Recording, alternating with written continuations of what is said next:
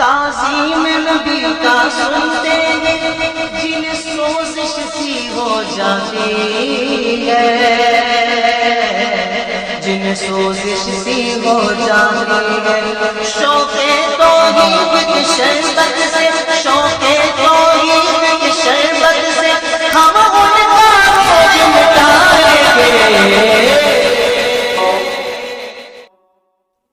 الحمد لله رب العالمين، والصلاة والسلام على أفضل الأنبياء وسيد المرسلين وعلى آله وصحبه أجمعين. أما بعد، فأعوذ بالله من الشيطان الرجيم. بسم الله الرحمن الرحيم. يوم تبيض وجوه وتسود وجوه.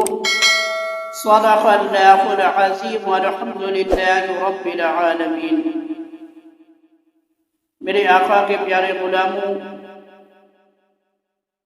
السلام علیکم ورحمۃ اللہ تعالی وبرکاتہ۔ آئیے سب سے پہلے اپنے آقا و مولا حضور تاجدار مدینہ، سرور قلب و سینہ، احمد مجتبی محمد مصطفیٰ صلی اللہ تعالی علیہ وآلہ وسلم کی بارگاہ میں جھوم جھوم کا درود شریف کا نذرانہ عقیدت پیش کرے، پڑھے بآواز سے بلند اللہم صلی علی سیدنا صفینا مولانا محمد مبارک وسلم صلو علیہ صلاۃ و سلام علیک یا رسول اللہ صلی اللہ تعالی علیہ وآلہ وسلم۔ میرے مسلمان بھائیوں، اللہ تعالی کا فضل و کرم ہے کہ اس نے جو ہے ہم اور آپ کو ایسے گھر میں پیدا کیا جو اہل سنت و جماعت کا گھر ہے،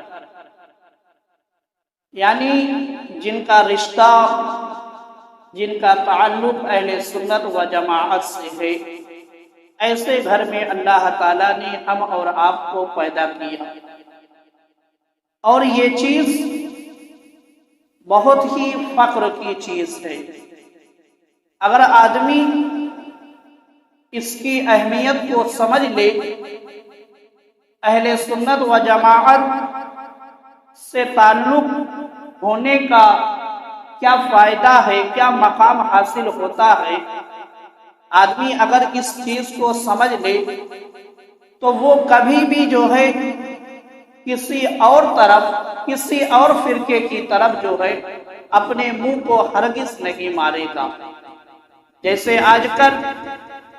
بہت سے لوگ ڈاؤٹ میں رہتے ہیں کہ پتہ نہیں کون سا فرقہ یا کون سی جماعت جو ہے حق والی ہے۔ تو میرے مسلمان بھائیوں، نہ ڈاؤٹ کرنے کی ضرورت ہے، نہ فکر کرنے کی ضرورت ہے، بلکہ ہم اور آپ کو جو ہے مضبوطی سے اہل سنت و جماعت پر قائم رکھنے کی ضرورت ہے، کیونکہ اللہ تعالیٰ نے ہم کو وہ عظیم نعمت، وہ قیمتی نعمت جو ہے پہلے سے عطا فرما دی ہے۔ اب ہم کو جو ہے صرف اس دولت کی حفاظت کرنی ہے جو اللہ تعالیٰ نے ہم کو عطا فرمائی ہے۔ خطبہ مسنونہ کے بعد میں نے سورہ آل عمران کی آیت نمبر 6 کی تلاوت کرنے کا شرف حاصل کیا ہے۔ اللہ تعالیٰ قرآن مجید کے اندر ارشاد فرماتا ہے، یوم تبیض وجوہ وتسود وجوہ، یعنی قیامت کے دن جو ہے کچھ سفید چہرے ہوں گے اور کچھ چہرے سیاہ ہوں گے، یعنی کالے ہوں گے۔ میرے مسلمان بھائیوں، اس آیت کریمہ سے جو ہے معلوم ہوا کہ میدان محشر کے اندر جہاں پر حضرت آدم علیہ السلام سے لے کر آخری انسان تک ہر انسان موجود ہوگا، اس میدان محشر کے اندر جو ہے دو طرح کی جماعت ہوگی. اس میدان محشر کے اندر دو طرح کی جماعت ہوگی. ایک جماعت ایسی ہوگی کہ جس کا چہرہ جو ہے سفید ہوگا، چمکدار ہوگا. ایک جماعت ایسی ہوگی کہ جس کا چہرہ جو ہے سفید ہوگا، چمکدار ہوگا. اور ایک جماعت ایسی ہوگی جس کا چہرہ جو ہے سیاہ ہوگا، کالا ہوگا. دو طرح کی جماعت جو ہے میدان محشر کے اندر ہوگی. کیونکہ اللہ تعالیٰ نے واضح کر کے فرما دیا ہے یوم تبیض وجوہ وتسود وجوہ. کچھ لوگ ایسے ہوں گے جن کا چہرہ جو ہے سفید ہوگا، اور کچھ لوگ ایسے ہوں گے جن کا چہرہ جو ہے سیاہ ہوگا، کالا ہوگا. تو اب میرے مسلمان بھائیوں، سوال یہاں پر یہ پیدا ہوتا ہے کہ یہ جو سفید چہرے والے ہوں گے اور جو سیاہ چہرے والے ہوں گے، آخر ان کا چہرہ کیوں سفید ہوگا اور آخر ان کا چہرہ کیوں سیاہ ہوگا؟ یعنی یہ سفیدی اور سیاہ جو ہے کس بنا پر جو ہے چہرے کو کیا جائے گا، کہ سفید کس بنا پر کر دیا جائے گا، کس بنا پر جو ہے کالا کر دیا جائے گا؟ تو میرے مسلمان بھائیوں، اس کا جواب یہ ہے کہ سیاہی اور جو سفیدی ہے جو چہرے پر میدان محشر کے اندر آئے گی، یہ عقیدے کے بنا پر آئے گی. عقیدے کے بنا پر آئے گی، جس کو آج ہم لوگ اہمیت نہیں دیتے، عقیدے کے معاملے میں بالکل لاپرواہی کرتے ہیں. یہ سیاہی اور سفیدی جو ہے عقیدے کے بنا پر آئے گی کہ جس کا چہرہ سفید ہوگا اس کا چہرہ، جس کا چہرہ سفید ہوگا اس کا عقیدہ جو ہے درست ہوگا، اور جس کا چہرہ کالا ہوگا اس کا عقیدہ جو ہے درست نہیں ہوگا. یعنی اچھے عقیدے والوں کا چہرہ سفید ہوگا اور سیاہ چہرے والوں کا عقیدہ جو ہے خراب ہوگا. تو میرے مسلمان بھائیوں، اب یہاں سے یہ واضح ہو گیا کہ عقیدے کی کتنی اہمیت، عقیدے کی کتنی اہمیت ہے کہ میدان محشر کے اندر جو ہے چہرے کی سفیدی یعنی نور جو چھلکے گا چہرے سے، وہ عقیدے کے بنا پر چھلکے گا. جس کا عقیدہ درست ہوگا اس کے چہرے سے ہی اس کے نور کا، اس کے ایمان کا نور جو ہے خود بخود اس بات کی گواہی دے رہا ہوگا کہ اس کا عقیدہ جو ہے دنیا کے اندر درست تھا. اور جس کا چہرہ سفید ہوگا وہی جو ہے، جس کا چہرہ سفید ہوگا وہی جنت میں جانے والا ہوگا، اور جس کا چہرہ جو ہے سیاہ ہوگا وہ جہنم میں جانے والا ہوگا. آؤ دیکھو میرے مسلمان بھائیوں، جب یہ آیت کریمہ جو ہے نازل ہوئی تو میرے آقا سرکار دو عالم صلی اللہ تعالی علیہ وآلہ وسلم نے صحابہ کرام کے سامنے اس آیت کریمہ کی تلاوت کی. جب میرے آقا نے صحابہ کرام کے سامنے اس آیت کریمہ کی تلاوت کی تو حضرت عبداللہ بن عمر فرماتے ہیں کہ میرے آقا نے اس آیت کریمہ کی تفسیر جو ہے یہ بیان فرمائی کہ جو اللہ تعالیٰ نے یوم تبیض وجوہ وتسود وجوہ فرمایا ہے، اس کی تفسیر یہ ہے کہ تفسیر در منصور کے اندر ہے کہ حضور اقدس صلی اللہ تعالی علیہ وآلہ وسلم نے ارشاد فرمایا تبیض وجوہ اہل السنہ. میرے آقا نے اس آیت کریمہ کی تفسیر یہ فرمائی کہ تبیض وجوہ اہل السنہ، یعنی قیامت کے دن اہل سنت کے چہرے سفید ہوں گے. میرے آقا نے فرمایا کہ جو اللہ تعالیٰ نے یہ ذکر کیا ہے، یہ فرمایا ہے کہ میدان محشر کے اندر جو ہے ایک جماعت ایسی ہوگی جس کا چہرہ جو ہے سفید ہوگا. اس سفید چہرے والی جو جماعت ہے اس کے بارے میں میرے آقا نے فرمایا تبیض وجوہ اہل سنہ، قیامت کے دن اہل سنت کے چہرے جو ہے سفید ہوں گے. وتسود وجوہ اہل البدع، اور قیامت کے دن جو ہے اہل بدعت کے چہرے سیاہ ہوں گے، کالے ہوں گے. اور حضرت ابو سعید خدری رضی اللہ تعالی عنہ کہتے ہیں کہ حضور اقدس صلی اللہ تعالیٰ علیہ وآلہ وسلم نے جب یہ آیت کریمہ پڑھی اور حضور نے اس کی تشریح جو ہے یوں فرمائی، یوم تبیض وجوہ اہل الجماعات والسنہ۔ حضرت ابو سعید خدری فرماتے ہیں کہ میرے آقا نے اس آیت کریمہ کی تشریح تفسیر جو ہے یوں فرمائی کہ یوم تبیض وجوہ اہل الجماعات والسنہ، یعنی اس سے مراد وہ لوگ ہیں جو جماعت والے ہیں اور سنت والے ہیں۔ جو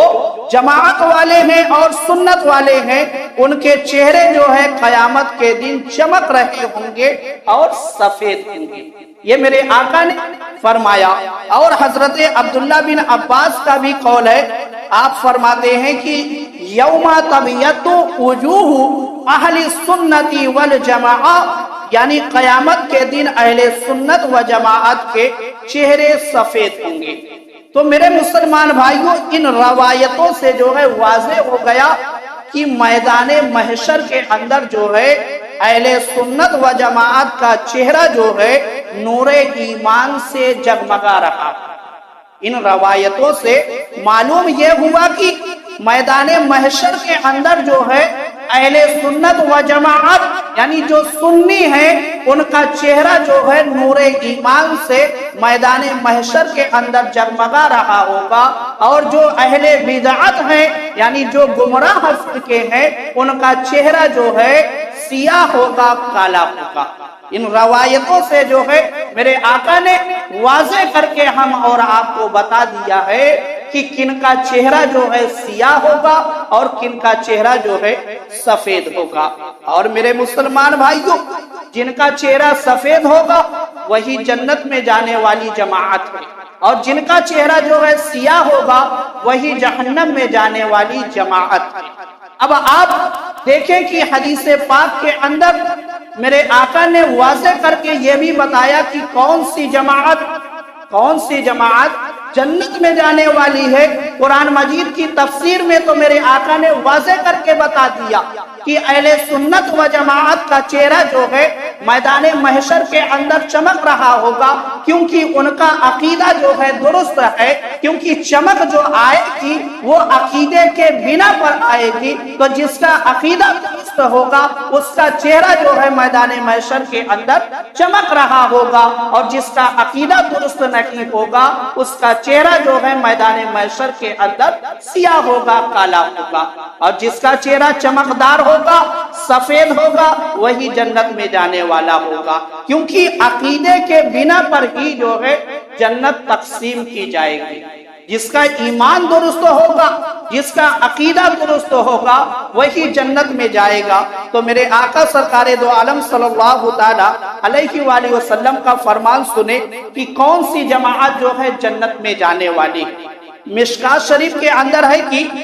حضور اقدس صلی اللہ تعالی علیہ وآلہ وسلم نے ارشاد فرمایا، تفترق امتی علی 73 ملتا کلهم فی النار الا ملتا واحدہ۔ میرے آقا نے فرمایا کہ میری امت جو ہے 73 فرقوں میں تقسیم ہو جائے گی۔ میرے آقا نے صحابہ اکرام کے مجمع میں اس بات کو فرمایا کہ اے میرے غلاموں،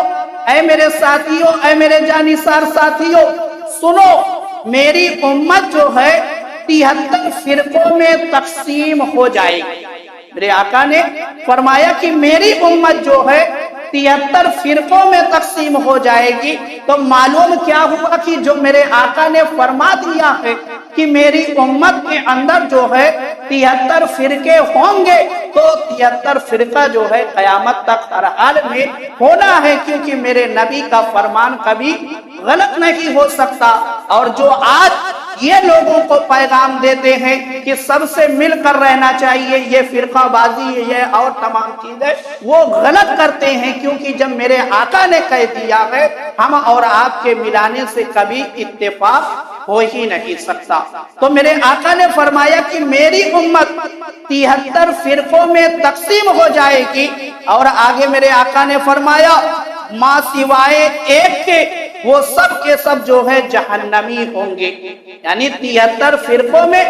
صرف ایک جماعت ایسی ہوگی جو جنت میں جائے گی، باقی 72 جو فرقے ہوں گے وہ جہنم میں جائیں گے۔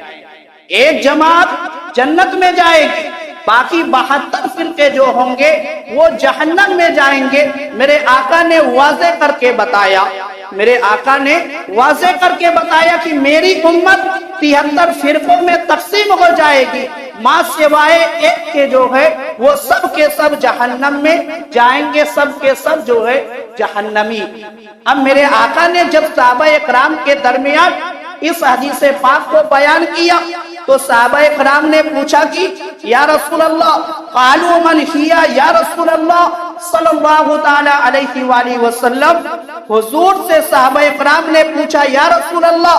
ملت واحدہ، یعنی جس کے بارے میں آپ نے یہ فرمایا ہے کہ ایک جماعت جو ہے صرف جنت میں جانے والی ہے، اس جماعت کے بارے میں جو ہے ہم کو کچھ بتایا جائے۔ صحابہ اکرام نے پوچھا کہ جنتیوں کے بارے میں جو ہے ہم کو بتایا جائے۔ یعنی صحابہ اکرام نے 72 فرقوں کے بارے میں نہیں پوچھا، کیونکہ صحابہ اکرام خود جنتی ہیں، اور جنتی جو ہوتا ہے وہ جنتیوں سے رشتہ رکھتا ہے۔ اس لیے صحابہ اکرام نے پوچھا کہ یا رسول اللہ ملت واحدہ جو ہے، جو جنت میں جانے والی جماعت ہے، اس کے بارے میں جو ہے ہم کو بتایا جائے۔ تو میرے آقا سرکار دو عالم صلی اللہ تعالی علیہ وآلہ وسلم نے ارشاد فرمایا، ایک حدیث شریف کے اندر ہے کہ میرے آقا نے فرمایا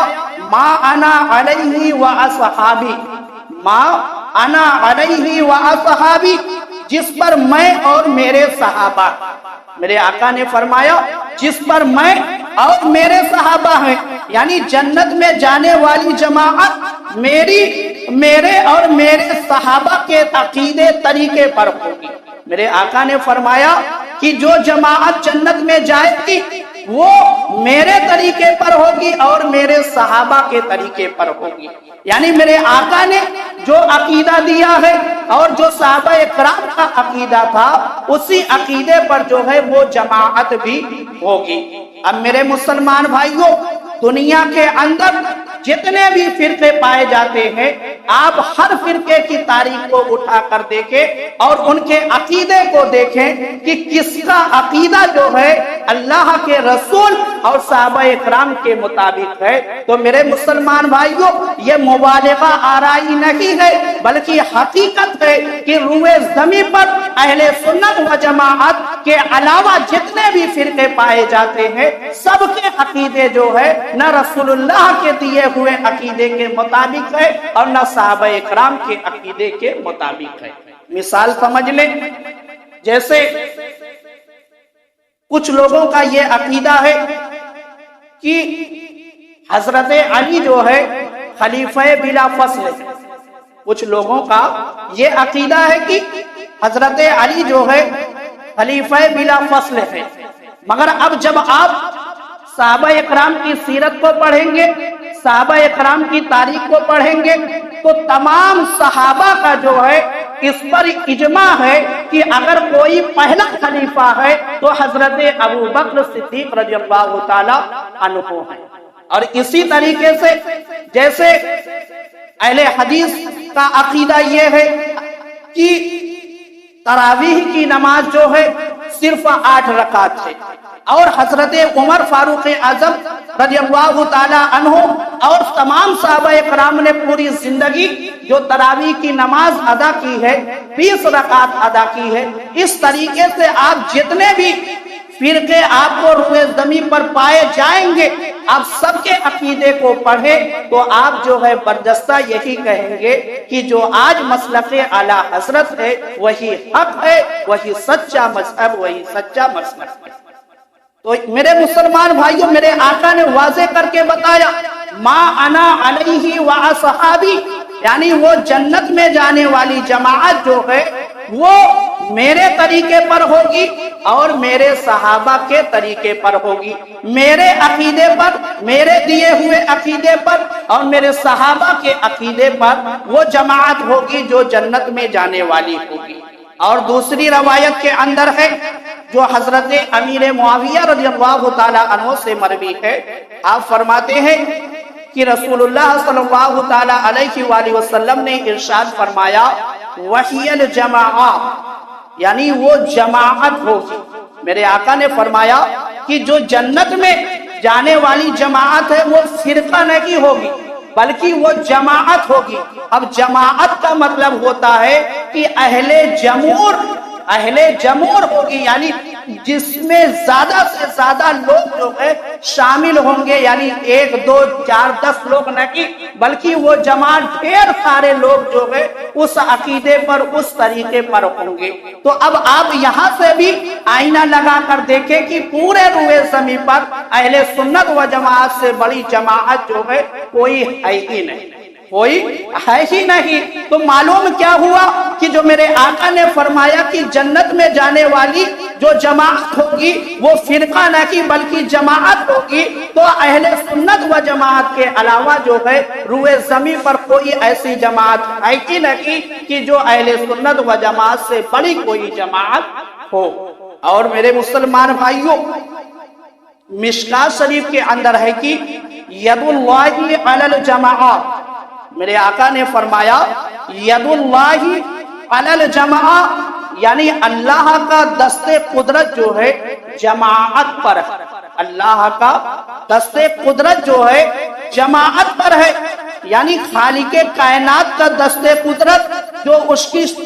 اس کی شان کے لائق ہے وہ جماعت پر ہے۔ اللہ کی تائید جو ہے جماعت کو حاصل ہے، اللہ کی تائید جو ہے جماعت کو حاصل ہے۔ تو اب میرے مسلمان بھائیوں دیکھو، روئے زمین پر آپ مشرق سے لے کر مغرب تک آپ چلے جائیں، دنیا کے کسی بھی کونے میں آپ چلے جائیں، آپ کو جہاں پر بھی کوئی ولی ملے گا، کوئی قطب ملے گا، کوئی غوث ملے گا، سب کا تعلق جو ہے اہل سنت و جماعت سے ہی ہوگا، اہل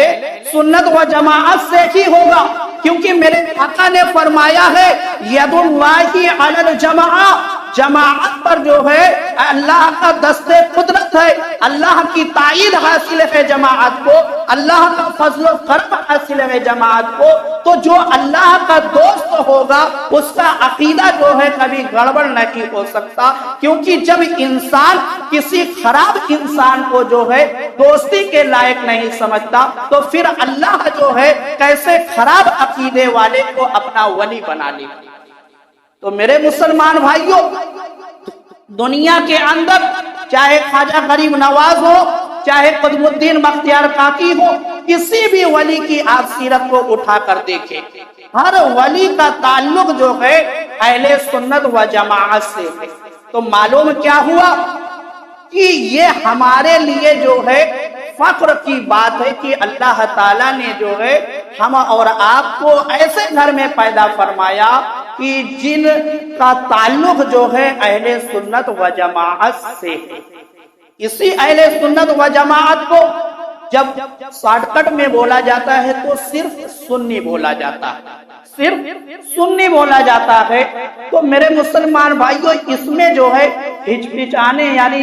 گھبراہٹ محسوس کرنے والی بات نہیں، کیونکہ بہت سے لوگ جو ہے اپنا جب تعارف کرتے ہیں، اپنا تعارف پیش کرتے ہیں تو وہ گھبراتے ہیں یہ بتانے میں کہ میں اہل سنت و جماعت سے تعلق رکھنے والا ہوں۔ نہیں میرے مسلمان بھائیوں، ہمارے لیے تو یہ فخر کی بات ہے کہ ہم کو اس پر فخر ہونا چاہیے کہ میں سنی ہوں، میرا تعلق جو ہے اہل سنت و جماعت سے۔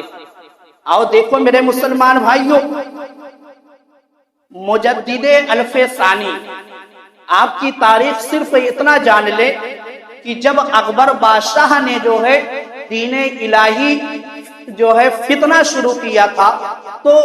دین الہی کے جنازے میں آخری کھل ٹوکنے والے مجدد الف ثانی ہے، جو 11ویں صدی کے مجدد، جو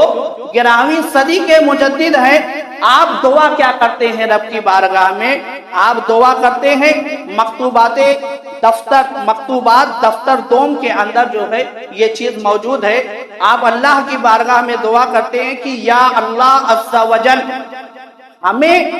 اہل سنت و جماعت کے عقیدے پر ثابت قدم رکھنا، آپ جو ہے اللہ کی بارگاہ میں دعا کر رہے ہیں. آپ اہمیت یہاں سے سمجھے کہ اہل سنت و جماعت میں ہونا کتنا فائدے والا کام ہے, کتنا فائدہ پہنچانے والی چیز ہے کہ ہم کو اہل سنت میں ہونے پر کتنا فائدہ حاصل ہوگا. آپ دعا سے جو ہے آپ کی سمجھے کہ آپ نے دعا کیا کہ یا پروردگار عالم ہمیں اہل سنت و جماعت کے عقیدے پر ثابت قدم رکھنا. معلوم یہاں سے کیا ہوا کہ اہل سنت و جماعت کا جو ہے اپنا ایک نظام ہے, اپنا ایک عقیدہ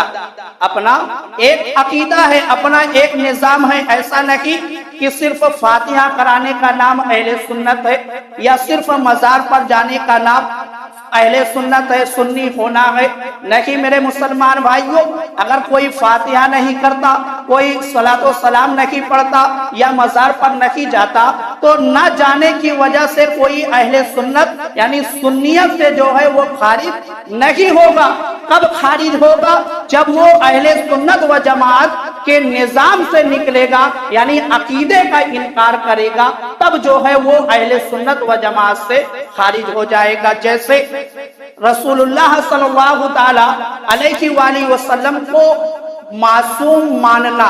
خاتم المعصومین یعنی آپ کے بعد معصومیت کا جو سلسلہ ہے وہ بند ہو گیا. اب اگر کوئی ائمہ کرام کو یعنی جو 11 امام ہے ان کو بھی معصوم مانتا ہے تو وہ اہل سنت سے خارج ہو جاتا ہے, کیونکہ یہ اہل سنت و جماعت کا عقیدہ ہے. اہل سنت و جماعت کا عقیدہ ہے کہ ہمارے نبی کے بعد جو ہے اب کوئی جو ہے معصوم نہیں ہو سکتا, معصوم عن الخطا نہیں ہو سکتا, محفوظ عن الخطا ہو سکتا ہے, محفوظ عن الخطا ہو سکتا ہے, معصوم عن الخطا نہیں ہو سکتا. اور اسی طریقے سے جیسے قرآن ہے, قرآن کے بارے میں ہمارا عقیدہ, ہمارا نظریہ یہ ہے کہ قرآن کا ایک حرف بھی بدلا نہیں جا سکتا. اب اگر کوئی یہ کہے کہ قرآن کے اندر جو ہے تبدیلی کی جا سکتی ہے یا گھٹا بڑھا دیا گیا, خلفائے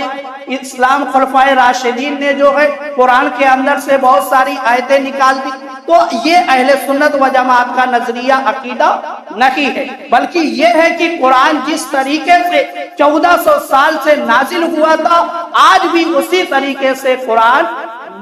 جو ہے موجود ہے. اس کے اندر نہ ایک حرف کا بدلاؤ ہوا, نہ ایک زبر کا بدلاؤ ہوا, نہ ایک زیر کا بدلاؤ ہوا. اور اسی طریقے سے خلفائے راشدین کے بارے میں ہم اہل سنت و جماعت کا عقیدہ یہ ہے کہ اگر کوئی خلیفہ بلا فصل ہے رسول اللہ صلی اللہ تعالی علیہ وآلہ وسلم کے بعد اگر کوئی پہلا خلیفہ ہے تو حضرت ابو بکر صدیق رضی اللہ تعالی عنہ ہے. اب اگر کوئی سنی ہونے کے باوجود یہ کہتا ہے کہ نہیں جو ہے حضرت علی پہلے خلیفہ ہیں تو وہ سنیت سے خارج ہو جاتا ہے, وہ سنیت سے خارج ہو جاتا, کیونکہ اہل سنت کا عقیدہ یہ ہے کہ پہلے خلیفہ حضرت ابو بکر ہیں. تو میرے مسلمان بھائیوں, حضرت امام ربانی مجدد الفسانی نے جو ہے دعا کی کہ اے پروردگار عالم ہمیں اہل سنت و جماعت کے عقیدے پر جو ہے ثابت قدم رکھنا.